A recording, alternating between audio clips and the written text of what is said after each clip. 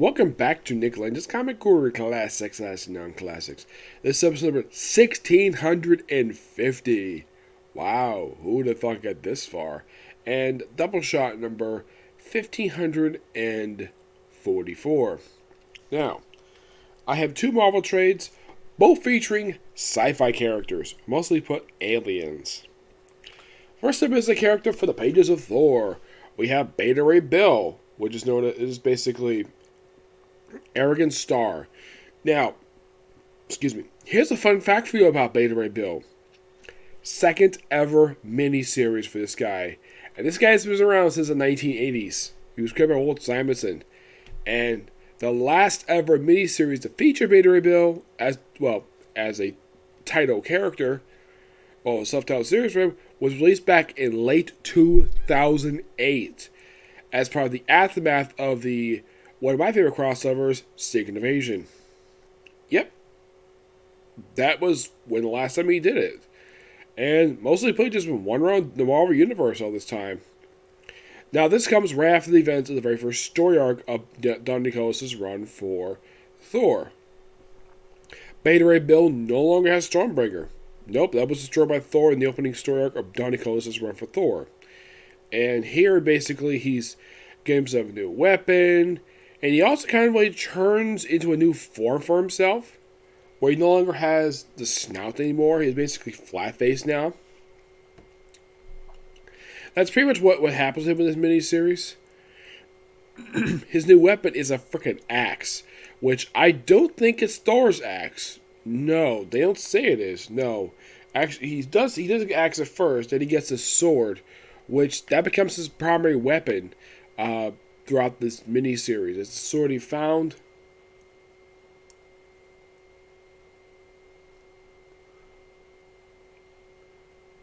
Now, he does have a spaceship, which is called the Scuttlebutt. Yes, his spaceship is known as the Scuttlebutt. Now, you might be asking, why does Beta Ray Bill look like an alien version of Thor? Well, there kind of is a reason for that, because when Thor first found him with his spaceship, this, of course, was due to the events of S.H.I.E.L.D., because he was one of the people deemed worthy to lift Mjolnir, he was given Asgardian armor. And the fact he's a friend of Thor's. That's mainly the reason for that. Now, this book is written by Daniel Warren Johnson. Now, I'm not really familiar with this guy's work, but this is really good. They are written by Mike Spurser.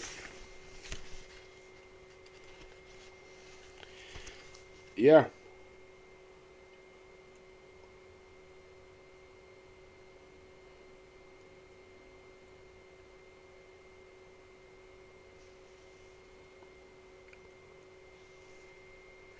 Yeah, and pretty much basically, take a look on his wall. You see that black spark there? Yeah, that's what apparently his Stormbringer used to hang on his wall. But since Stormbringer has been destroyed by Thor, so he pretty much starts out with Axe, meets up with Lady Sif. Now, the thing with him and Lady Sif is, this was sort of an implied attraction between the two of them. It doesn't really go much anywhere at all. It's been going on since like the 80s. But this is really good. I give this book a 9.5 out of 10. It's a damn good book. Alright, next up is a book that I never thought I would ever discuss this. Especially since when Marvel got the license for this one basically scratched my head. Gave me a head scratcher because, here's the thing. Why would Marvel even want this license published this one? I get Star Wars and Conan because they had history publishing these characters, but this one? Yeah, this I thought was kind of weird. What book is it? Alien. Yeah, this is the first one that collects issues from the ongoing series. This is called Bloodlines by Philip Kennedy Johnson. Now, you might be thinking, that name sounds very familiar. Isn't he the current writer for Action Comics? Yes, he is. And he was the writer for Superman. Well, during the last few issues of the book before it got relaunched as Superman Son of Kal-El. Now, when this book is taking place, I would probably say it's possibly before the events of Aliens. Possibly. There's no cloning Marines in here. It's just mostly... Now, there's no Ellen Ripley in this book. There is a Bishop in here, which I do appreciate the art of this book, Samuel Roka, which, by the way, I think his artwork a lot better here than freaking Star Wars. I mean, look how he draws the xenomorphs. They look so freaking good. Oh, and by the way, this creature here does pop up later on in the book. But yeah. I gotta admit, the art fits a little bit better here than Star Wars. I mean, I would say this is slightly better than the way he drew characters in Star Wars. Now, as you can see, we have Bishop, who in the movie was played by Lance Henderson. Yes, who played him in this movie, and he popped up in Alien 3, where he played the Bishop's creator. Here, it's just a Bishop robot.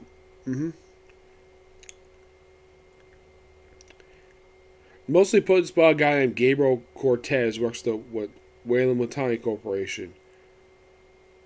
And he does with aliens, works with Bishop. Bishop basically, I think, has a lot to do in here.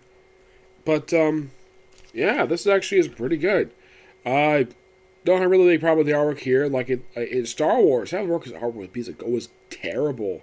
Like, my gosh, it was awful. Here, it's fine. It's perfectly fine. I'm going to give this book a 9 out of 10. Now, why do I think it was a head scratch Marvel got this license? Because this book basically getting licensed for this makes no freaking sense at all. Because when Marvel took this away from Dark Horse, because if you think about it, Dark Horse, this was one of the last licensed comics they had because they've lost pretty much everything in the last couple of years. I mean, Marvel took Conan the Barbarian, they took freaking Star Wars from them, and they took Alien Predator, 2 licenses they've had since the freaking 80s. Do I keep thinking, why? As far as I can tell, Dark Horse was doing a great job with Alien and Predator. Heck, even have 2 fight each other. Excuse me. Even though stuff with Prometheus. But in the case of Alien, this is just strange, the fact Marvel got a chance to do this one. Yeah, and I think this is actually one of 2 series they do for Alien, if I'm not mistaken.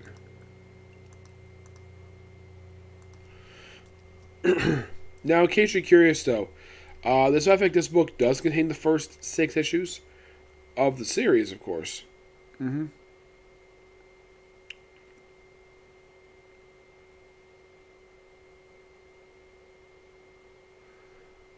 When the thing opens up here, I think it's been about 10 issues been released for this series so far.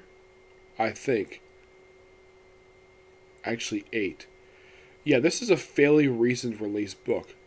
Now, you might be asking, Nick, have you read the Alien books published by Dark Horse? Yes, I have. I pretty much read every one of them. I didn't finish up Colonial Marines because the website I was reading from kept missing some pages from issue 5. That's why I stopped reading it. But pretty much, yes, I have read everything for Alien published by Dark Horse. Predator, mostly the same thing, except there's a couple mini-series left, a couple one-shots, but that's pretty much it. Prometheus, surprisingly, only had 2 mini-series published under Dark Horse. One, and both for 2 crossovers, really good crossovers. Life and Death, and first was Flesh and Stone, and it was Life and Death. Yep. Those are the only 2 they published that I can think of, which is quite surprising given the fact Prometheus probably, it only came out like 10 years ago this year. The last thing I could think of that Dark Horse published before they had to cease publication of the license for Alien was they did a couple things with it. I think they did a adaptation of the original script for Alien. Yes. That was actually one of the last things they published. It was that, and they had this very brief ongoing series, Rescue, and that was it. Yeah, there's some books basically lasted for a good 12 issues, but oddly enough, Dark Horse never really experimented with much giving Alien an ongoing series. A series of miniseries, yes. Like a long series of miniseries. The Flesh and Stone did pretty much in a way reboot the Alien franchise for Dark Horse. Because maybe they thought, though, the thing was getting stale. They need something fresh and new, so why not reboot it? And the same thing with Predator 2, but they didn't get the movies canon themselves. They just moved they rebooted the comic continuity. Like, for example, in the Predator miniseries, very first one they published, they focus on Dutch's brother, who they mentioned Dutch, where he somehow did survive the events of Predator 1, but then he was up back in the jungle because he was infected with some kind of virus. And also the Predator decided to invade New York City. Because, of course, you have to have alien invasion in New York City. Yep. But that's simply just it when it comes to those two books. I mainly got the Alien book purely because I want to review it. Yep. And also, I love Alien. And it's interesting, though, the fact that the writer of this book also works at DC, now work on Action Comics.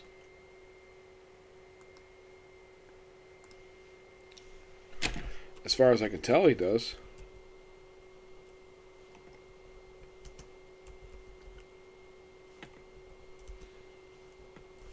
Let's see. I mean, for Marvel, all he does, I think he does this. Well, he did work on Extreme Carnage.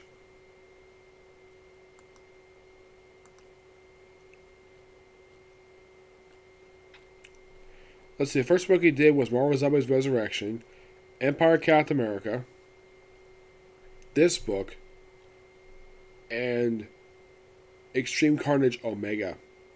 And that's it. That's all he's done for Marvel. But what about DC, you might ask? Well,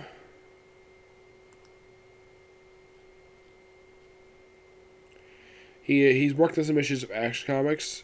He worked in the Last God limited series. Well, yeah, he's a current writer for Action Comics. He wrote some one-shots, and he was technically the last writer who wrote Superman before it ended.